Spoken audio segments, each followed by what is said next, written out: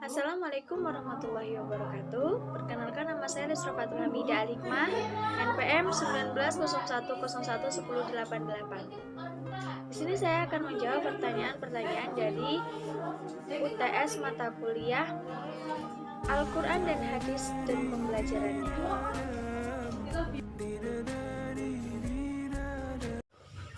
Pertanyaan yang pertama, bagaimana konsep Merdeka Belajar dan Pendidikan KOS 40? Jawabannya adalah konsep Merdeka Belajar sangatlah berbeda dengan kurikulum yang pernah ada dan digunakan oleh pendidik formal di Indonesia. Konsep pendidikan baru ini sangat memperhitungkan kemampuan dan keunikan kognitif individu para siswa. Adapun konsep-konsep besarnya yaitu adalah assessment kompetisi minimum.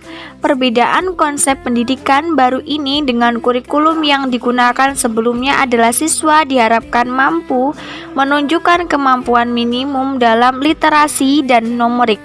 Fokusnya bukan sebanyak apa siswa mampu mendapatkan nilai melalui penugasan dari guru, tetapi bagaimana siswa mampu berpikir secara kritis menggunakan kemampuan kognitifnya. Dalam bidang literasi misalnya, bila pada kurikulum sebelum-sebelumnya siswa lebih banyak diharapkan menghafal dan menerapkan materi yang mereka baca. Konsep selanjutnya yaitu survei karakter. Survei karakter cukup melegakan bahwa pada akhirnya pemerintah mengakui pendidikan di Indonesia adalah investasi yang mahal, sebab setiap daerah memiliki keunikan manusia yang berbeda-beda dan tidak mungkin dipaksa untuk menerapkan suatu sistem dengan indikator tetap. Pada konsepnya, survei karakter akan menilai secara menyeluruh terkait kualitas pendidikan di sekolah. Yang ketiga yaitu perluasan penilaian hasil belajar. Suatu hal paling menarik dalam konsep Merdeka Belajar adalah adanya perluasan penilaian hasil belajar siswa yang tadinya hanya dari nilai ujian nasional menjadi penugasan dan portofolio. Kedepannya, siswa akan diberikan ruang untuk bisa mengembangkan diri mereka sesuai dengan minat dan bakat dari masing-masing siswa. Konsep yang selanjutnya yaitu pemerataan kualitas pendidikan hingga ke 3T. Merdeka Belajar juga dapat diartikan keadilan terhadap akses pendidikan yang setara bagi seluruh siswa di Indonesia. Selanjutnya saya akan menjawab materi yang selanjutnya.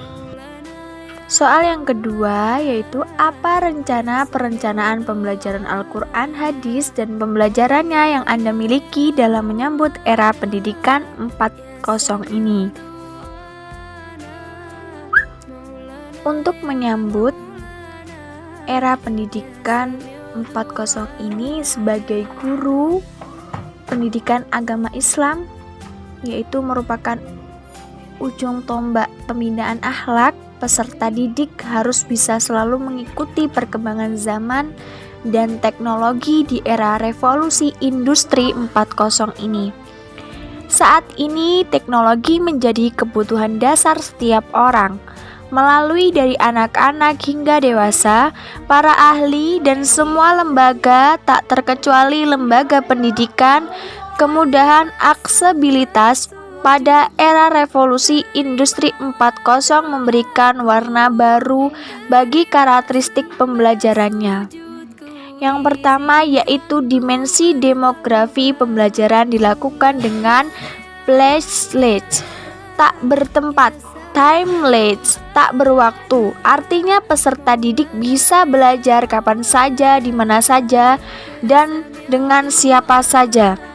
Yang kedua, dimensi profesi terjadi disruptif pekerjaan di mana jenis pekerjaan yang dahulu mapan sekarang dianggap tidak relevan. Yang kedua, dimensi literasi keterampilan berpikir dengan lower order thinking skill. Mendefinisikan melek dengan menghafal, mengerti, dan mengaplikasikan. Mengevaluasi, menganalisis, dan menciptakan literasi, itu yang dimaksud antara lain Yang pertama, literasi teknologi, memahami sumber data melalui alat teknologi. Literasi manusia di mana sebagai user tunggal harus memahami hakikat hidup dirinya dan melanjutkan hidup masa depan. Data dan teknologi bekerja sesuai dengan hakikat manusia. Manusialah yang mengontrol teknologi. Jadi, rencana dan perencanaan kedepannya untuk menghadapi era revolusi industri 4.0 pendidikan ini yaitu di mana siswa-siswa itu diwajibkan untuk mengetahui tentang teknologi, bisa mengaplikasinya, bisa memahami dengan seksama bagaimana cara mengontrol teknologi informasi di mana mengikuti perkembangan zaman. Pertanyaan yang ketiga yaitu bagaimana strategi pembelajaran Al-Quran, hadis, dan pembelajarannya dalam menghadapi tantangan era pendidikan 4.0. Strategi pembelajaran yang digunakan adalah yang pertama yaitu guru memberikan blend learning, yaitu strategi pembelajaran yang memadukan sistem pendidikan tradisional dan modern. Guru membagi pertemuan pembelajaran menjadi dua kelompok, yaitu 80% menggunakan sistem tradisional dan 20% menggunakan sistem online. Yang kedua yaitu peserta didik diberikan tugas untuk menyelesaikan suatu permasalahan dengan mencari solusi di web-web yang berisi konten pendidikan agama Islam yang sudah terpercaya kebenarannya. Kemudian dalam pengumpulan tugas. Yang ketiga yaitu guru mengajar dengan word processor atau WP.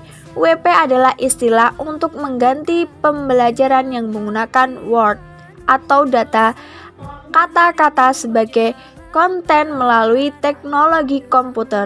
WP aplikasi yang dimiliki Microsoft seperti MS Word, MS PowerPoint, dan MS Access.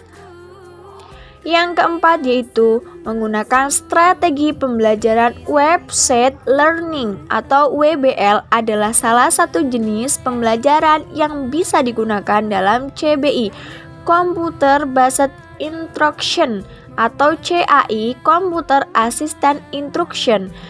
Yang kelima yaitu guru melakukan pembelajaran dengan sistem online, yaitu dengan memantau aktivitas dan memberikan arahan kegiatan positif peserta didik di sosial media, sehingga peserta didik dapat merasakan manfaat positif dan kemajuan teknologi yang begitu pesat dan dapat mengurangi pengaruh negatif dari canggihnya teknologi tersebut. Melalui langkah identifikasi berbagai tantangan dan strategi pembelajaran era revolusi industri 4.5. Pertanyaan yang selanjutnya yaitu bagaimana pengembangan media pembelajaran Al-Quran dan hadis dan pembelajarannya yang sesuai dengan era pendidikan 4.0. Dalam video beri contoh cuplikan gambar atau video macam-macam media pembelajarannya.